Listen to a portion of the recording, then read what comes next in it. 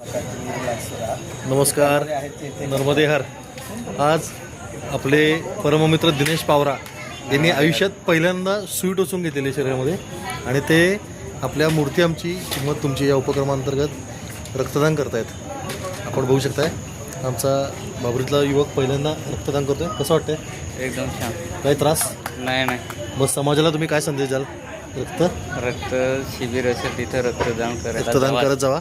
परंतु इतक्या लांब आहे की जाऊ शकत नाही.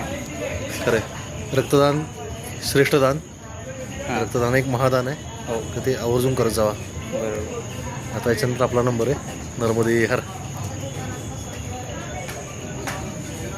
धन्यवाद डॉक्टर मनाली वैद्य. तुमच्यामुळे आम्हाला ही प्रेरणा मिळते रक्तदान करण्याची. की खूप गेल्या अनेक वर्ष डॉक्टर मनाली वैद्य आणखीन अविनाश वैद्यजी हे रक्तदानाचे अनेक उपक्रम त्यांनी घेतलेले आहेत. आजपर्यंत आपलं एकूण किती रक्तदान झालं असेल? 1800हून जास्त शिबिरं. कल्पना करू बघा. किती?